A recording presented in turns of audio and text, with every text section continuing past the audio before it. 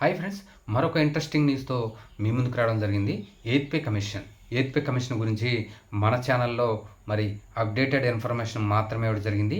ఈ eighth pay కమిషన్లో మరొక కీలక ముందడుగు అయితే ఎయిత్ పే కమిషన్ మరి కేంద్ర ప్రభుత్వంలో ఉన్న అన్ని మంత్రిత్వ శాఖలను అయితే ఆదేశించింది. ఏదైతే ఇప్పటి వరకు 2022 నుంచి 2025 వరకు ఈ ఆర్థిక సంవత్సరంలో అసలు ఈ దేశంలోని పెన్షనర్లు, ఉద్యోగులు వీరికి అయ్యే పెన్షన్లకు, ఉద్యోగులకు జీత భత్యాలను అసలు ఎంత ఖర్చు అవుతుంది, వీళ్ళకి అలవెన్సులు ఎంత ఖర్చు అవుతున్నాయి, రిస్క్ అలవెన్స్ రూపంలో ఎంత ఖర్చు అవుతున్నాయి, ఈ అలవెన్సుల రూపంలో ఉన్న అన్ని వ్యయాలను మరి జూన్ 30లోగా అంటే నిన్నట్లోగానే సమర్పించాలని మరి ఆదేశించినట్లు సమాచారం. ఏదైతే నిన్నటి వరకు కూడా దాదాపు 90%కి పైగా మరి అన్ని కేంద్ర మంత్రిత్వ శాఖలు దీన్ని సబ్మిట్ చేసినట్లు ప్రకారం ఏదైతే మరి ఎయిత్ పే కమిషన్ పోర్టల్ అయితే మరి ప్రారంభించిందో అదే పోర్టల్లో మరి డిజిటల్గా అప్లోడ్ చేయాలని మరి ఎయిత్ పే కమిషన్ అయితే మరి ఆదేశించింది. ఏదైతే ఆర్థిక 3 ఏళ్ల పాటు మరి ఆర్థిక వివరాలను అందజేయాలని, అలాగే ఈ యొక్క కీలక సమాచారం ఏదైతే ఎయిత్ పే కమిషన్ రూపొందించే మరి నివేదికలో అత్యంత కీలకం కాబోతున్నాయని ఎయిత్ పే కమిషన్ అయితే భావిస్తుంది. మొత్తానికి ఈ ఆన్లైన్ డేటాను మొత్తం మరి భారీగా ఆర్థిక డేటా ఉండటంతో మరి అన్నీ దాదాపు 100% అయితే మరి ఎయిత్ పే కమిషన్కు సబ్మిట్ చేయలేకపోయాయి. 90% పైగా అయితే అన్ని డిపార్ట్మెంట్లు అయితే ఎయిత్ పే కమిషన్కు సబ్మిట్ చేశాయి. మిగతా 10% మరి టైం చూసుకొని అంటే ఈ 2-3 రోజుల్లో కూడా మరి ఎయిత్ పే కమిషన్ సబ్మిట్ చేసే అవకాశం ఉందని కూడా విశ్లేషకులు భావిస్తున్నారు.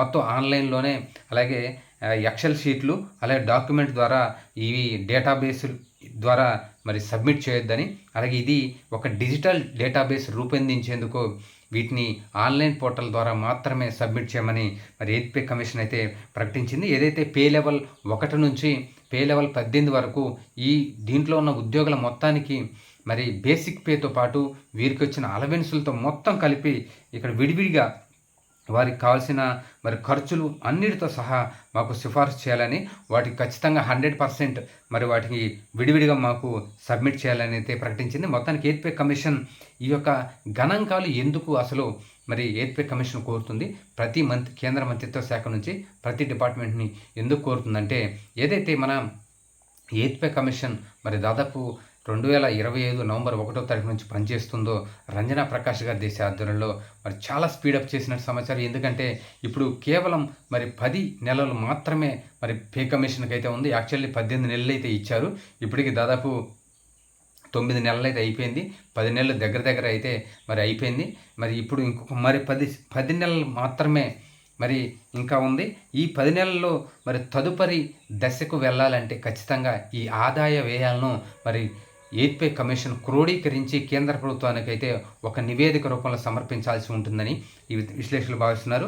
ఈ నివేదికలు ఎప్పుడైతే కేంద్ర ప్రభుత్వానికి ఎయిత్ పే కమిషన్ మధ్య చర్చలు జరిగి ఫైనలైజ్ అవుతాయో ఫిట్మెంట్ను అప్పుడే ఖచ్చితంగా ఫైనలైజ్ చేసే అవకాశం ఉందని కూడా విశ్లేషకులు భావిస్తున్నారు.